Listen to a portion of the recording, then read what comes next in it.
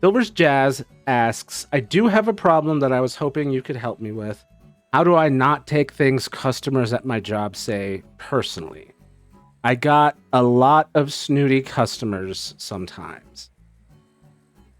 It can be really hard. I learned really the hard way with a difficult home life to sort of be numb to that. It's really hard for, for anybody, I feel, to deal with that. I think one of the big things that I do is to sort of, I guess people would call it detachment, but if you wanted to visualize it, I do a lot of visual metaphors to explain like mental processing.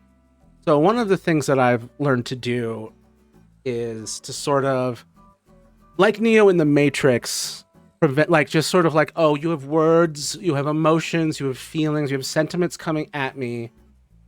And like Neo in the Matrix, you stop that before it hits you and you hold it in front of you before it can affect you emotionally.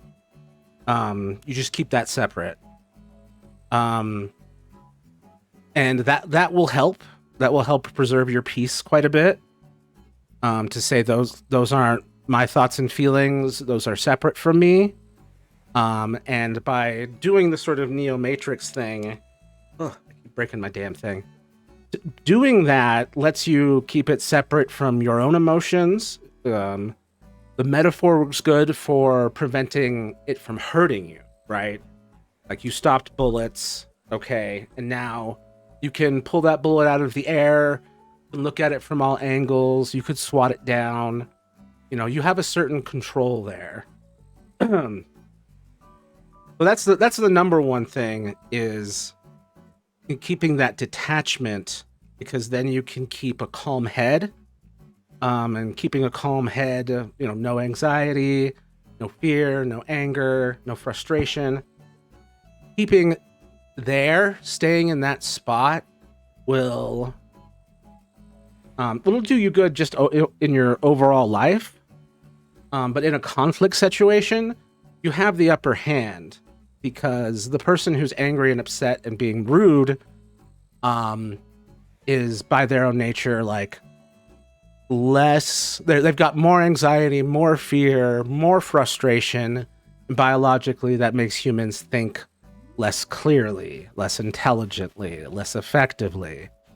And so if you are calm and they are not calm, and you stay calm even as they get less calm or more abusive or more snooty, or just uncool, like the more you stay where you're at, the more powerless they are, and the more powerful you are, because you have control of yourself. They do not have control of themselves, and you're able to navigate the conversation with actual thoughts, and instead of like anger or fight or flight or anything like that, you'll be able to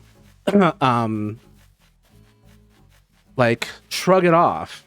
And obviously it will still hurt. It will still affect you. It will still happen. Like if a bullet grazed you, that's still a wound. No, actually I like Jingle Bells. Okay. I got myself into this conundrum, but back to your root question, how do I not take things customers at my job say personally? I get a lot of snooty customers. Yeah, the detachment is a big part, and then understanding that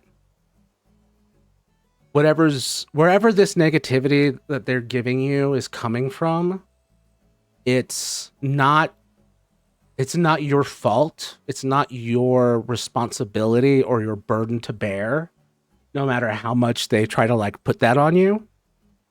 That's like, ugh.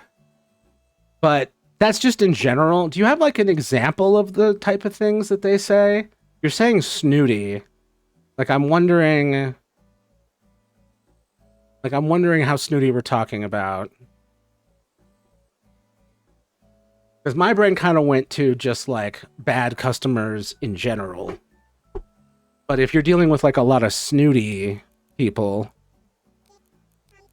it's going to be like a lot of subtle jabs and nastiness. Yeah, let me know. Let me know a little more about what you're going through. Yeah, you're good. Don't change it. Jingle Bells was cool. That was my bad. Yeah, taking things not personally is a huge superpower. I would say this at I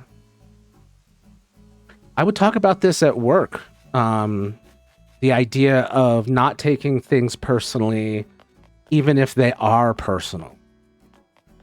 And that may be the most important time to not take things personally, or to at least not let it trigger you in the way that, like, oh, you took like it can like a dagger to the heart. It can trigger fight or flight. You could have an overreaction. But if you have a policy of like, I'm not taking it personally, even if it is personal, you bypass a lot of what's hidden about human psychology, which is it might not actually be about you, even if they say it's about you, even if it's aimed at you, even if it's targeted at you, even if it's personally customized to insult you.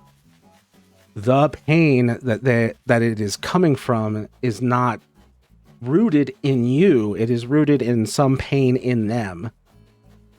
And like, once you see that, you can sort of step around the insult and kind of just see it as something sad. Or you can be empathetic about it. You can be like, oh man, buddy, you're being dysfunctional.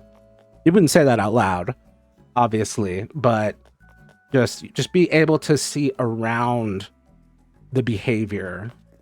Because it's very easy to take. I'm autistic, so it's very easy to take everything at face value when you're autistic. And so, trying to figure out, the secret language of allistic, non-autistic people,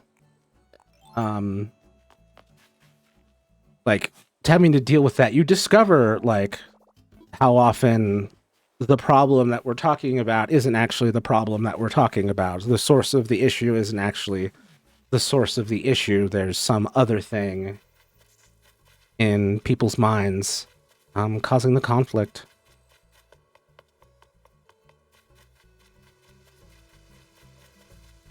But if it's like your last day, I imagine it would be fun to say some wild nonsense.